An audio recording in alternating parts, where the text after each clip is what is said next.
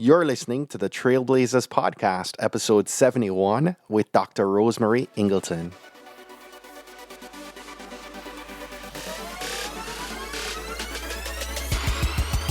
You're listening to the Trailblazers Podcast, where we will explore the stories of successful Black professionals. Join us as we highlight the knowledge, resources, and tools of these accomplished trailblazers to help provide the know-how, confidence, and motivation you need to blaze your trail. And now, here's your host, Stephen Hart. Hello, Trailblazers. For those of you in the United States, this episode actually goes live on Memorial Day 2017. And I hope that wherever you're listening today to this episode, you maybe are in your car, could be in the gym, maybe you're on a walk. I know several of our listeners who often consume our content while taking a morning or afternoon walk or a run, or maybe today you're at the beach. Wherever you are, I hope that you're able to find a point of connection with our guest today. And it's my hope and my heart, right, that you're inspired by what you hear, so much so that you begin to take action on blazing your trail this week. So our featured guest today is Dr. Rosemarie Ingleton. She's often referred to as the dermatologist to the stars. She's an authority in general and cosmetic dermatology and has a unique combination of skill, expertise, humanity, and artistry that's positioned her as the go-to authority in all things dermatology in the media, as well as in the New York City social circles and industries such as fashion, beauty, music, and the arts. And she's featured regularly on television shows such as Good Morning America, Dr. Oz, The Today Show, and so much more. You'll find her in magazines and all that jazz, right? In today's interview, we had a great discussion. We talked about her early years growing up in Jamaica, which was exciting for me, right? I just found so many connection points with her story.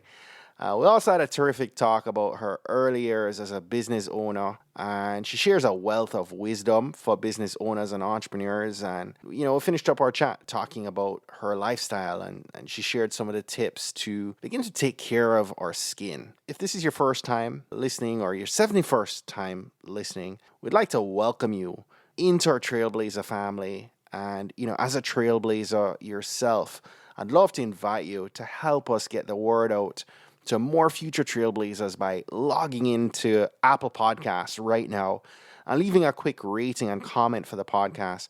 Doing that actually helps the Trailblazer community to grow and become noticed by others who want to join this movement. We've got the full show notes for today's episode up right now. You can hop on over to tbpod.com and see all the resources listed there. That's it. Let's get set to receive some mission fuel from today's Trailblazer, Dr. Rosemarie Ingleton. Enjoy.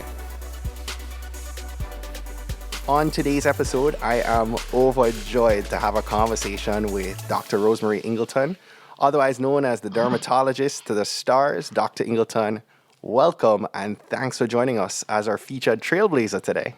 Thank you for having me, Stephen. So you and I were introduced to each other by Keisha Smith-Jeremy, who was our featured guest back on episode 61 and is now the podcast's #1 most downloaded episode. And so before we even got going, I know you're listening, and I just want to say, Keisha, thank you so much for connecting us to Dr. Ingleton. Thank you, Keisha. So you and I first spoke a couple months ago, and I was so happy just to be talking with you. And then I realized you're Jamaican, and it just really made the conversation one I wanted that much more. And, you've shared that you were born and raised in Jamaica. So let's maybe chat about your background a bit and growing up there. And maybe if you want to tell us about your family and some of your fondest childhood memories. Well, I definitely was born in Jamaica. I was born at my house, actually, in St. Andrew. And I went to all of my elementary education in Jamaica, did a little, the all-age school, the typical all-age school when I was about 5 or 6 years old. And eventually went on to a public primary school in Pembroke Hall. Then I took an examination, which was the common entrance exam at the time. And I was only 10 years old. I wasn't supposed to pass. They were just letting me do it because of where my birthday fell. And guess what? I passed. Nice. And I was off to high school at the jolly age of 11. So, where did you attend high school? I went to Wolmer's. I got, at that time, they considered, you get a full scholarship or a half scholarship. Right. And I got a full scholarship, and it was very exciting and very unexpected. And at Wolmer's, they have you choose your stream. You have to choose either the art stream or the science stream. So having been told when I was 7 years old by my father that, he liked the sound of Dr. Ingleton, that was in my head. And that was my introduction to even thinking about being a physician. I decided I would do the science stream. And I was, a good student. I was pretty much an A student all the way through. Not that it was easy, but I was able to get really great grades throughout. And by the time I was 15, I was graduating high school. Wow. Which is crazy. That's interesting. I shared a similar trait, having left Jamaica at 16, but I also heard that you have a passion for the arts, right? And alongside being a thespian also, you studied dance and sang in your school theater productions and your school choir. Is that right? Yeah, because I was Jamaican then, and I'm Jamaican now. You can't just have one job. So I was not only a student, I was also, starting at age 7, I started studying dance at the School of Dance. Nice. In Kingston, studying ballet and all the modern techniques. And of course, I performed with the School of Dance. I was never actually in the NDTC because I was a bit young. Right. But whatever junior companies they had, I would always participate in that. And in my school, we had a very active choir, which was oftentimes paired with the high school, like George's and Wolmer's Boys School. We would do productions together. Right. Usually those operettas, the Mikado and HMS Pinafore and all of that. Nice. So I was honing my acting and singing skills then. And of course, because that wasn't enough, I was in the school choir. And, I swam on the school's team, Nice. The high school swim team. I was like doing everything and still maintaining an A average. I don't know how I did it, but I just love everything, So the arts in specific were part of my roots, even as a young woman. Nice. A young girl, I should say. And I was hoping that I would be able to continue doing the arts and the sciences for the rest of my life because, why not? Right. I personally couldn't hold a tune to save my life, but I did acting and dance actually in Kathy Levy's Little People and Teen Players Club. All right. And many of those went on to perform internationally, but I performed on stage alongside Charles Hyatt in my first on-stage performance. Right. And so I truly have a love for the arts and theater as well.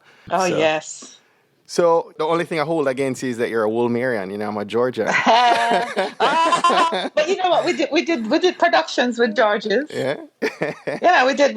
Our choirs kind of joined each other to do. Well, they auditioned amongst our choirs to find the actors for the various theater productions that we did mutually. Nice. So it's almost like instead of Wolmer's being our brother school, George's was more like our brother school for a lot of the years. Right.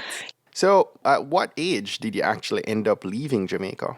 Right after I turned 16. Okay. So there was graduation. I was still 15. And then I went on. Actually, I hung around, and I'll call it hanging around, literally, for 6 months between graduation and December of that year. I did lower 6. Right. Or commercial 6, actually. Which I don't know. Do they still have that in high school there? I don't even know because I did the exact same thing you did. The exact same thing. Not in the sense that I finished high school and I was 16 when I graduated, but I left the day after. I went to Florida on a summer break and never came back. And I also had that 6-month lull before starting college. So I started college January after. Yeah, that's the same thing. Yeah. I came up to the U.S. on Boxing Day. That's right. a very, memorable day for me. And no plans. I mean, like, my mother was working what every Jamaican woman who comes to New York does. They work in other people's homes. Right. That had not been her background in Jamaica. She was, she worked in the factory kind of setting as a supervisor running plants and stuff. Mm-hmm. But when she came to the U.S., they don't care about what you did in Jamaica. They just want to take you back to elementary, do you have papers? Do you have certificates? Well, you Right. don't have certificates? Okay, you get to the back of the line. So, my mom worked as a nanny, luckily for an amazing family, an Iraqi family that she got lucky enough to be associated with. And they facilitated a lot of the things that happened for me coming up. I came up like I said, around Boxing Day. And by January, I was in school. Wow. And all of that within 3 weeks was taken care of because we had no plan. I just came up, and when you come, then we'll figure it out. And that's what we did. We went over to the school with my papers, and they looked at me and said, no, you can't come to college. You're only 16. Yeah. Show us some documents. And you're from the Caribbean. Oh, please. So lucky for us, I had all of my O levels. I had my 8 O levels. Nice. I just showed it off to them and, showed I had a certificate to graduate high school. And so said, so done. I was in. Nice. Did you always have a dream? I know things kind of worked out through mom, but did you always have a dream being in high school of moving to the U.S.? I did not initially have the dream, but as things were getting tougher and tougher in the late 70s in Jamaica, I realized that actually not even just because it was getting tougher and tougher, but I just realized that having been born into a family that was not a family of means, we were basically lower middle class. Both my parents were factory workers. They basically, just saw that I was young and talented and smart and like a go-getter kind of kid who could do any old thing. And I would just feel blended in anywhere I went. They were driving that dream, to make me shoot for the stars, basically. And I'm driven anyway. And having them put that idea in my head, I thought, that kind of sounds good. Mm-hmm. And I was then driven to try to figure out how I could get to that spot. But I realized that if I stayed in Jamaica, I probably would not have been afforded the same opportunities because I don't think we could have, first of all, afforded for me to go to the schools, the higher learning schools. Right. And I don't think that in terms of competition, at that time, I don't know if it's still the same way, but if you want to go to medical school, you would go to UWI in Kingston, right? Yep. If you want to go to law school, you would go to Trinidad. Yep. And it was just spread out that way. So you're competing with the entire Caribbean, all the brilliant people across the Caribbean. Yes. So I thought the odds were sort of against me. But, I would have challenged myself anyway, but the odds were greater for me to come to the U.S. And the fact that things were kind of rough in Jamaica around that time was giving more of an impetus to my mom to kind of sacrifice and come up and pave a way and get me over here. So I was along with the plan. It made sense. And I thought that it would be something that would help me to eventually achieve the dream, So typical immigrant, I tell you, come here with a big dream and lots of drive and just with some guidance along the way, you can pretty much do anything. That was I thought. And that's what actually happened with me. So when did you actually have the desire and passion to pursue med school, right? And at what point were you introduced to dermatology? Yeah. My path was not your typical path by any means. Mm-hmm. When I came to the U.S., I started off at Hunter College because affordable, city university, I could do this. I transferred after a year and a half to NYU, where I finished up. Mostly at the urging of my family physician, who said basically that if I was wanting to do medicine, he thought that I would need a big name school behind me. So I basically picked out of the hat and I said, okay, there are 2 schools I heard of when I was in Jamaica. Those are Columbia and NYU. Right. And I applied to both. I got into both. I chose NYU because it was closer to Brooklyn. And I was going to be commuting to school by train. So the whole time, though, in college till then, I was doing dance and studying the sciences. Really? So they were both going neck and neck. So I thought I could seriously do both for a profession. That's how delusional I am. Because I love both. But, at some point, especially when I moved to NYU, I realized that I had to make a choice because both of these are full-time careers that require full-time dedication. Mm-hmm. I couldn't just dabble, not if I wanted to be excellent in either of them. But I did know all along that I wanted to go to medical school. But then I also, like I said, I knew all along I wanted to be a dancer. And I was very talented and I had a lot of natural gifts. But my mother talked a little sense into me, basically. Mommy said that, both are great options. However, think about the longevity of the life of a dancer. You're going to be pretty much done with that career by the time you hit your mid-30s. Right. Whereas medicine is something you could have for your entire life career. And with, so said, so done, I actually tried out for a scholarship at the Alvin Ailey School in front of Mr. Ailey himself. Wow. And I realized at that moment that I really was competing with people who were fully dedicated. Right. Who took 3 and 4 classes a day, not just the one class every evening kind of thing I was trying to do. And those two things helped me to decide that, just throw your bags all in one pot and go after medicine. So I pursued that full time thereafter. Great. Just having dance as a fun thing on the side. Now, when I went to medical school, I did not know that I wanted to be a dermatologist. I had actually never met a dermatologist in my lifetime, never been to one as a child. It just wasn't in my lexicon at all. I was just thinking medicine, general medicine, and let's see where that takes me. Now, medical school is supposed to expose you to all the different specialties available, and you're supposed to then feel out what feels right for you and then pursue that. And all the way through my 4 years in medical school, I never actually heard the word dermatology nor anything until I was just getting ready to graduate. So I'd done an externship in Jamaica for like 2 months.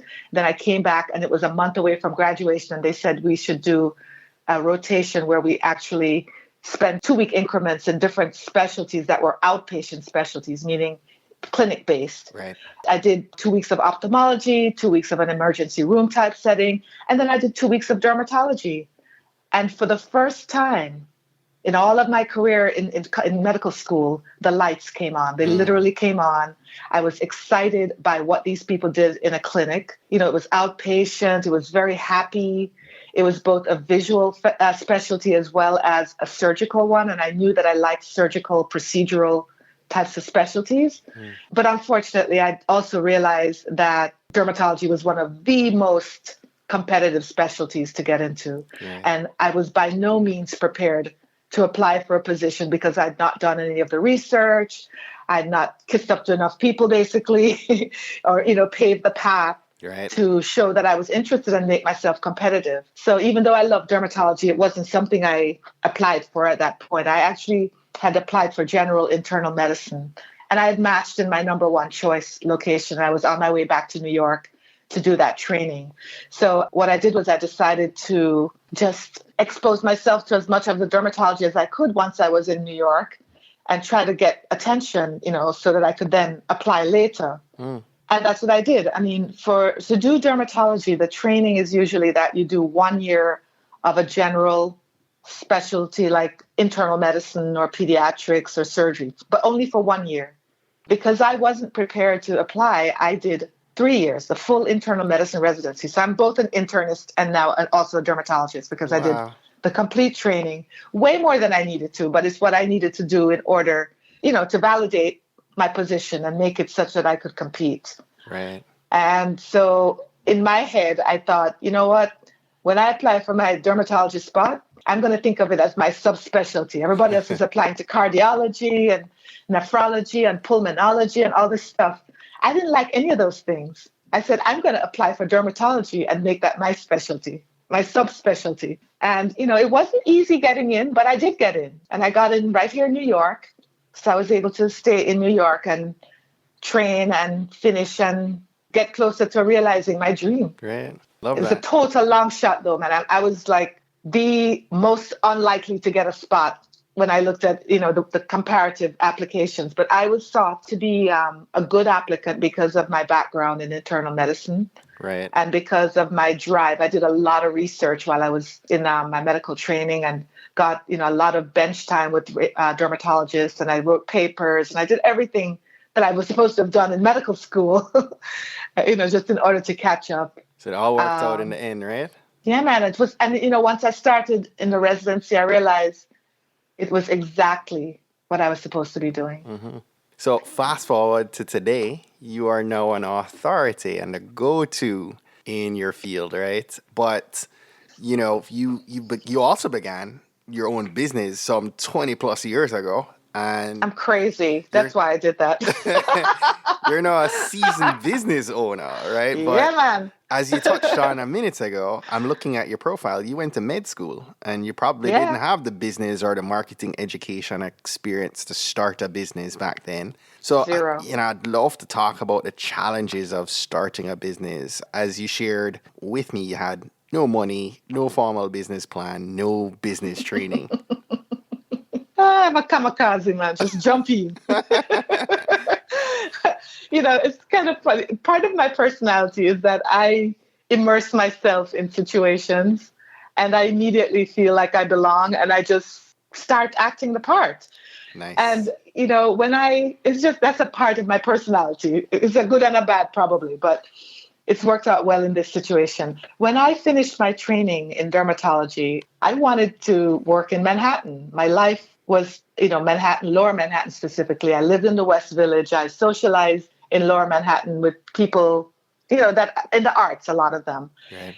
And I tried to get a job in Manhattan, but no one would hire me. And I would later find out that it was because I was seen as some sort of a threat. They actually thought that because there were no other Black dermatologists around, that I was going to be somewhat too popular, to work for somebody else in their practice. So I was going to take some of their sunshine. Basically, Right. I was going to come cloud them up a bit. Right. So I was hired finally in Queens by a group of a Jewish group, actually, a whole group of 7 Jewish men and me. Wow. To work in this practice that was in Queens. And I liked the fact that they allowed me just to do whatever the hell I wanted. Right. They never got in the way of the way I practiced. They just made it possible. They made all the, got me staffing and did all that stuff. But what I realized is that, a year after being there, I was getting antsy because it wasn't really my cup of tea, I guess is the word. Or it wasn't my type of neighborhood. It wasn't my kind of, the people that I was hoping that I'd be taking care of and the things I wanted to be doing. I wasn't getting to do those things there. Right. And I didn't really like how the practice was run. It was very much like a mill, tons and tons of people booked every day, like a clinic, like a corner clinic. And I like nice things and I like things that are orderly. Right. And it just was a little too haphazard and quashy. That's the best word. So I decided that, I could just take what I've learned here in terms of running a practice, because you don't know any of that when you leave medical school. They don't teach you anything about even how to work on a billing sheet and how to hire staff or anything. I was learning that while I was there. I was learning about what it was like to, what kind of people you need. You need a front desk, you need a medical staff, you need this amount of equipment, you need everything that was necessary. I was learning that in that year, but I also was a very independent type of thinker, and I knew how I liked things, and I couldn't tell someone else how to run their practice to make me happy. Mm-hmm. I wanted to be in Manhattan, but I couldn't afford to be in Manhattan, I thought. But one day I got this interesting phone call from a South African guy who was a very charismatic internal medicine doctor who, he got on the phone and he's in his very thick South African accent. He was like, Rosemarie, I heard about you. I heard you were really good. And, we're starting this space down in Soho. And we wanted someone to join us as a dermatologist. I'm forming this multi-specialty group. And, you should come and meet me. And I was like, okay, fine. I don't know how you found me, but absolutely. I live in the West Village. Soho is right my cup of tea. That's where I am all the time anyway. So I went down to meet him one day, and it was the funniest thing. I walk into the space, and it's this gallery type space, totally my speed, like beautiful high ceilings, the whole thing with art everywhere. Right. I'm like, whoa, this is cool. I walked in and there's this crazy wild-haired man who walks towards me, and clearly this is the person I'm there to meet with. And he looks at me, he goes, "Oh my God, you're perfect. You're perfect. Look at you. Oh my God." I'm like, what the hell is this? Is this like a go-see for a modeling assignment or something? It turns out that, he's an eccentric, which was perfect. I love that. Uh-huh. But he thought that I was basically the perfect look, the perfect type of person to be a part of this group he was trying to put together. Mm. And having met him, I was able to then start my own practice in a space that was multi-specialty, where it looked as though we were part of a group, but in fact, it was a cooperative where we all foot our own expenses. But to the outside world, it looked like we were this big multi-specialty group. Right. So that's how I was able to start my practice. I started basically with some disposable equipment because I wasn't sure it was going to work. I took like 2 sessions a week. I said, this is probably what I can afford. Let me see how this works. But I bought things that if it didn't work out, I could throw them away and say, oh, well, Right. So c'est la vie. But I was able to use my little handwritten business plan because I didn't even know you were supposed to make a business plan. I just kind of wrote some stuff out, and I'm a very organized person. So maybe what I was doing was really a business plan, but it didn't have that technical name. I hadn't figured out the math and how much it would cost to do anything. I took a loan of $5,000 from a friend of mine, a short-term loan, just so I could buy my disposable equipment Wow. and have operating expenses for a few months till I could see whether I was going to have any patients at all. Right. And I relied on this doctor who was an internal medicine doctor to send me referrals. And one referral became, 20, which became 200. Wow. And it was crazy. I mean, I became so popular so fast that within 4.5 years in that space, I couldn't work out of a group space anymore. I was too popular. I had too many patients coming in, and I was kind of overwhelming the space, for the other specialists who were there. Right. Good problems to have. Great problems to have, yeah. Unanticipated, I might say. I mean, I really didn't know what I was doing. I was just doing what I thought felt right. And given that it was my own practice, I could do whatever I wanted. I could dress how I wanted. I could work the hours I wanted. And it was great. And I didn't realize I was onto something so good until I ran out of space there, at which time I went looking for my own space and was fortunate enough to find a spot in NoHo, which is about 6 blocks away from where I was. So I didn't anticipate losing any patients really in the transfer. And that was my space and is my space. I've expanded it since then. And here I am, 15 years later. And it's a big 2,000 square foot office it's full service, everything you could want. There are 2 physicians, 1 esthetician, a full medical assisting staff, front office, the whole shebang. And whenever I pause and I look at what I've built, it's really amazing to me even. I mean, people say to me all the time, they come in and they're like, oh my God, I didn't expect it to be this. Right.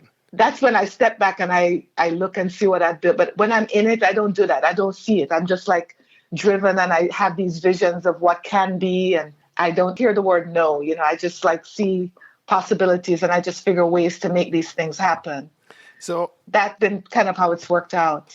So, I know you started your business back in the late 90s and being in Manhattan. How did 9/11 affect being in that space? Yeah, it's interesting, that question, because the year that I left my old space to go to my new space was 2001. Wow. I opened my practice in the new space in mid-August of 2001. Really? And in September of 2001, I was shut out of my space for a good 2 to 3 weeks because the entire area was shut down below 14th Street, and I'm on 4th Street. So I was immediately put out of business. Even when we were back in the space, you would smell, that horrible smell that permeated Manhattan, especially Lower Manhattan and Brooklyn, for months and months after 9/11. How do you keep positive and committed during times like that, through down times and challenging moments like that? And that was a huge blow, because how do I keep motivated? I'm not sure. You call on your inner strengths, you call on religion, friends, fellow business owners, just anybody you think of who can relate to the situation. New Yorkers were walking around in a daze. We'd all just you just see people walking, just staring off into nowhere. What happened? What was that? You look down, if you stand on Lafayette, where my office is, and you look south, normally you look and you see those 2 beautiful towers. But it was really strange to stand in the middle of Lafayette or in the middle of Broadway and look south and not see them, just right. seeing, smoke Rubble. or just emptiness, right. and smelling that horrendous smell. But, New York is a tough place. It really is a tough place to live. It's a tough place to survive. But these people here are solid because they're inherently tough from the lives they live here. Being able to make it in the city is not easy. I think that kind of put us all in a position where we were probably better capable of tolerating this devastation right. and bouncing back from it. I'm not sure how we got through it, really. I really don't know. I worried for months and months after about patients of mine because I had a ton of people who, they came from the Wall Street area. And inevitably, some of them worked in the World Trade Center. I knew of a couple who passed away, but I'm sure I didn't know of everyone who passed away. Right. It was a really weird time. It was like ghost town, and there was this thick layer of soot and white debris all over everything, for a good 2 miles away. Yeah, yeah. One of the things that I actually saw a lot of afterwards were all these people who were mentally affected by it, who had lived down there. They were coming to see me in the office with all these skin conditions that they were convinced were related to having either lived or breathed the air and being exposed to the debris down there. Wow. That was not a fun time because everybody was, convinced that anything that was wrong with them was because of their exposures while they were down working in the area or living in the area. Right. Wow. Not fun. Wow. That's a difficult period. difficult Rough times. life. Yeah, different times. Yeah, man. I'd fast forward to today. I'd love to talk for a minute about your day-to-day and what you're doing today that has helped you to set yourself apart and to continue to fuel you for the success that you're experiencing now. It's interesting. I look at myself often when I'm in, let's say, a convention, a dermatology convention, and I look at my peers, even my other Black peers who are now, there are many more of us. I remember when I graduated, I was the first Black person to graduate from my dermatology residency program. What a shame. That's not a shame. That long. It's wonderful. You're a trailblazer, right? I'm a trailblazer. Absolutely. You paved the way. But it's something to think that it took them that long to have one. But now there are many more. Right. And when I'm in a room with these other, not just the people of color, but, just all dermatologists, I look and see just how different I am in many ways. Because outside of just having the same skin color, my story is so different. Yes. Coming from this strong arts background, this very diverse background. I didn't tell you that I was also a fashion model because, of course, right? Isn't there lots of time in my life to also do a fashion modeling career? And I worked in sales. And I was doing everything, So I look at the people that I competed with to get to where I am. And I look at them now and I think, God, most of these guys were just doing, they were doing medicine. They were doing research. They were doing everything to get to this spot, but it was very, very focused on just being a scientist. So I know that my life is much more exciting and more colorful the path has been. Yes. And I do believe that set me up for being set apart in my career right now, because as a dermatologist who is doing a lot of cosmetic dermatology right now, I realized that my very strong artistic twist or tilt gives me a certain eye. Like when I'm doing, cosmetic fillers or Botox or anything that is more of a beautification type of thing. Right.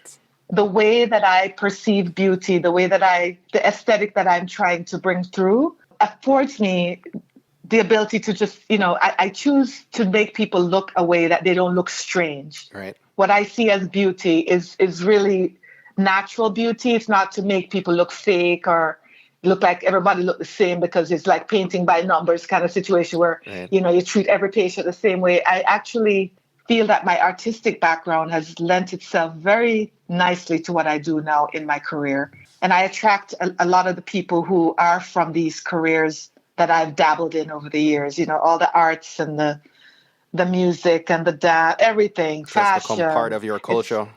It is. Yeah. And the way that I socialize, I don't socialize with other physicians. My socialization is pretty much in the arts. I'm at the theater all the time. I'm going to jazz performances. I go to the opera. I go to ballet. I go to, I got the dancehall concert. I mix it up, everything. I mean, anything, the spoken word, things to do with beauty. It's just, film. I'm all over the place. And I realize that it's been a part of me all along. It's just now I'm really blending it into the life I live. And it makes for a very, very exciting, interesting life. Wow. So listen, I love all these gems. You're dropping some serious nuggets of wisdom. I know we've got some folks that are listening to you, like myself, working a full-time job, trying to grow a business as a side hustle right? Right, Before right. taking a big leap. And they're still in the early stages of building their businesses, right?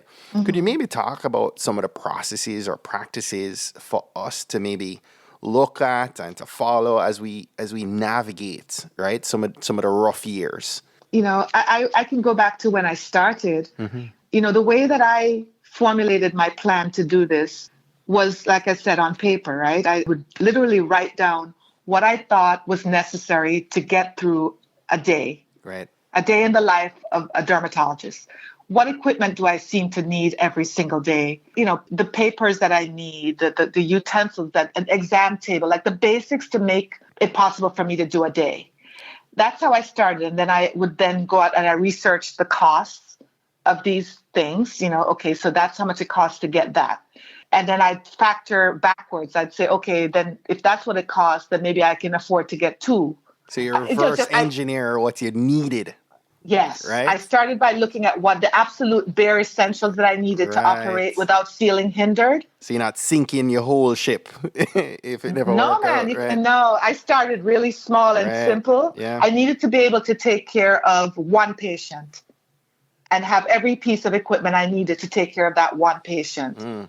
So, if you need gauze and you need alcohol swab and you need a needle and you need a thing, I went through and I wrote all of that down on paper. And then I worked backwards and looked at companies where you could get these pieces of equipment, mostly from the company. When I worked with that dermatology group, I asked them, to tell me where you would buy such and such and such. Right. And the people who bought the things there, they said, oh, yeah, here's a company that you can talk to. And so I did it that way. And then as I started to make money, because I literally had maybe two patients the first week I was out. I would sit there and twiddle my thumbs Right. for days and say, my God, was this a big mistake? And by the way, another thing is I did not just jump in full force at the beginning. I started by taking on 2 shifts per week in the space because you're paid your rent based on how many shifts you were going to use. And the other days I was still working my day job, as you call it, so that I had a solid salary coming in so I could actually even afford to buy the pieces of equipment that I needed. Right. I didn't just quit my day job and go jump in and say, okay, let me jump and see how it works out. I did the other way. I'm cautious, but I think things through very well. I try to think of all of the things that could go wrong, Right.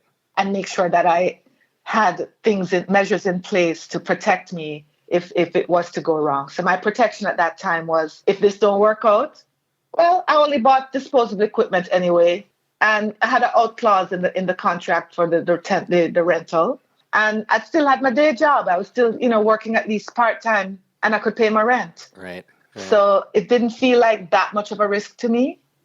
And so as things got better, I then ramped up.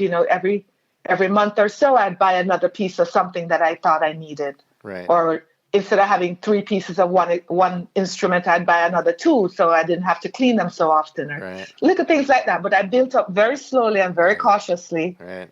As the concept was proven and you see the business coming in. Love that. Yeah. Love that. And I did do a bit of networking too, Right, so right. you can't just operate in a vacuum where you open the shop and then you expect You people must waiting. come. Right.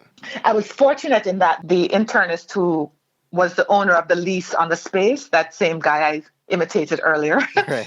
he was and is one of the busiest internists in Soho. Wow. He had been there for years. He took care of pretty much all the artists and people who lived in downtown Manhattan before it was what it is today. And he dealt a lot in bartering and, like old school kind of stuff. Right. And I was able to kind of slide into that world because he referred them to me, and because I did a good job and I made them like me, they came back, and then they sent their friends, and then they sent their coworkers and their, family. Right.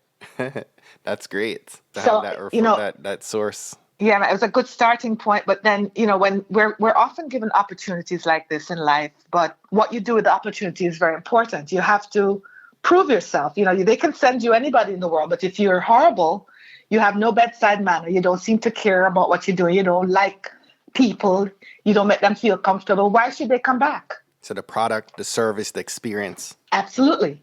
And I was adamant about always keeping quality high because, like I said before, one of the reasons I didn't like working for the other group was because it was a mill.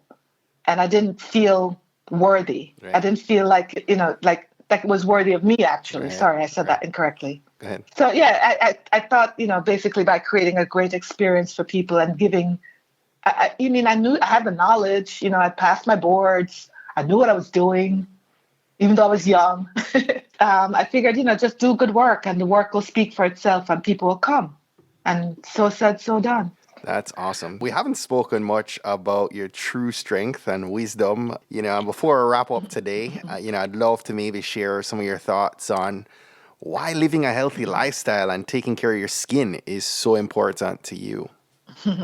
Man, that's at the core of my being. Right. I'm a person who takes care of every aspect of my life, and I'm doing that in the hopes of making it an example to others, because my patients are always asking, Dr. Ingleton, I want skin like yours. Dr. Ingleton, I want to wear, where you get that clothes? Who cut your hair? And they want to know everything. They want to basically become me. And so every day I go in, I have to be on point. Right. But I do it for me as well. I like the feeling of being healthy and feeling and looking healthy. So because I know actually that, it starts from the inside. You can't eat crap and expect to have a good product from that. Right. Garbage in, garbage out. Garbage in, garbage out. I happen to not be someone who eats red meat just because I don't like it. I've never really eaten pork. I never liked it as a child. I don't like it now. I don't like the smell. So that, those type of things that they tell you to eliminate from your diet, I never was part of my diet to begin with.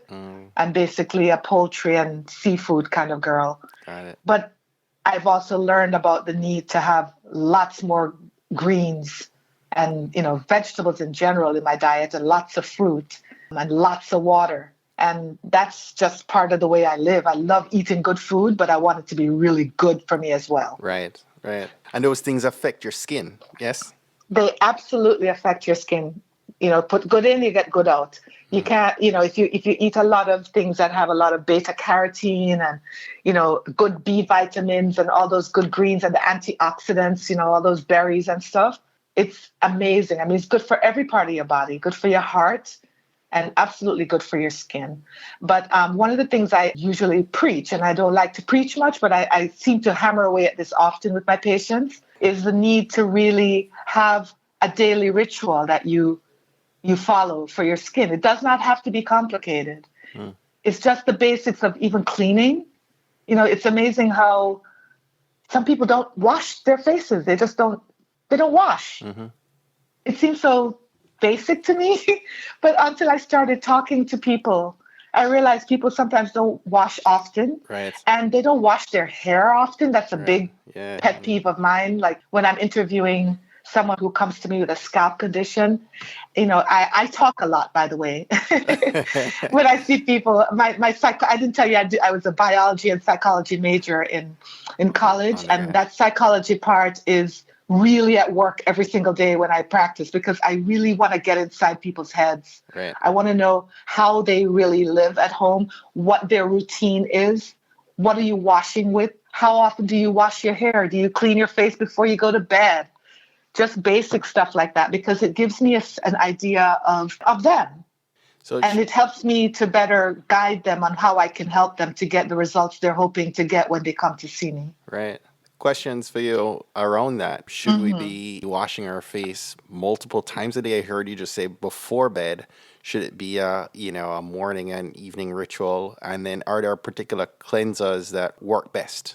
I am a believer that you should wash your face morning and evening. I don't mean that you have to use soap. Right. Because a lot of people don't want to use soap on their face in the morning. Right. I get it. If you're not someone who's going to bed with products on your skin, whatever those products may be, prescribed or just, your anti-aging regimen, you may not need to wash your face if you didn't sleep with anything on, with soap, that is. But I think it's kind of important to wash all the sleep out your eyes and, the crust from around your mouth. The world will appreciate it. That's the morning. And then in the evening, I think that's absolutely essential, because you've been out in the entire environment during the day. You've had pollution on your skin. You've had your coworkers mouth water on your face when they talk to you, and a couple droplets end up on your face. You've had everything that you dealt with in your workplace. If you work with chemicals, those chemicals are on your skin. I cannot imagine going to bed without cleansing my face. It's just one of those things I can't imagine.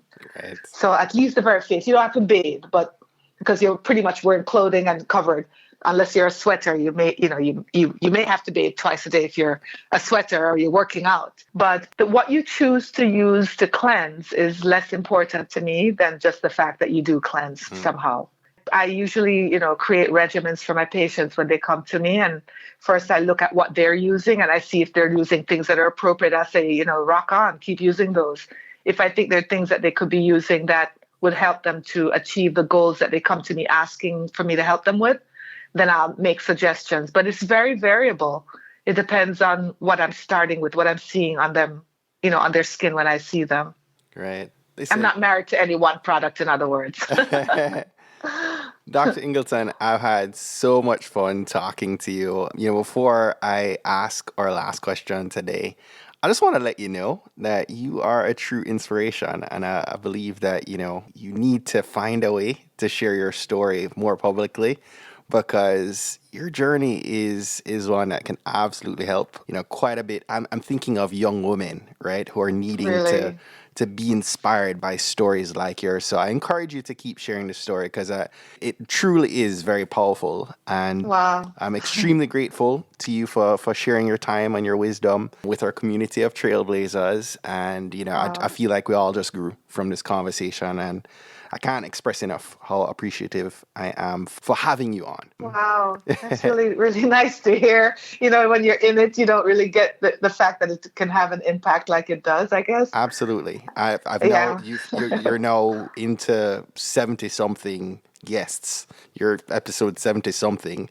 So, I've heard quite a bit of stories, and there's impact and wow. in hearing your story. So I encourage you to keep sharing that journey of yours. I will. And with that said, my last question for today, I'd love to ask you to share one action our trailblazers hopping off this call should put into action this week to help them blaze their trail. Okay, I'm going to just say basically what's worked for me. Find your dream, plan, and then execute. Nice. Not in any other order. Right. Because if I can say one thing about life in general is that I really think anything is possible. My dream was way bigger than I ever thought that I could achieve. But I did just that. I planned, before I executed. Dream it, plan it, and execute it. You can do it. Love it. Dr. Ingleton, thanks again for being our guest today. My pleasure. This is so fun. Well, that's it for today. Thanks again for listening to this episode of the Trailblazers podcast. I'll be posting links to all of today's book recommendations and links mentioned on our show notes page at tbpod.com. If today was your first time listening to the Trailblazers podcast, I just want to extend a warm Trailblazers welcome to you. We're so happy to have you here, and we encourage you to go ahead and hit that subscribe button in your favorite podcast app.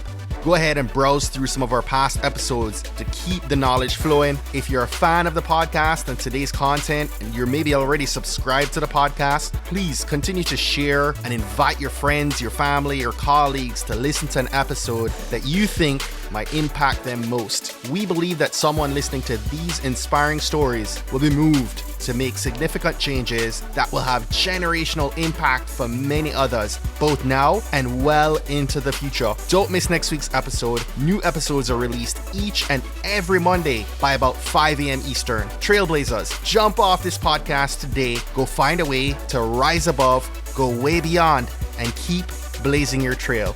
Cheers.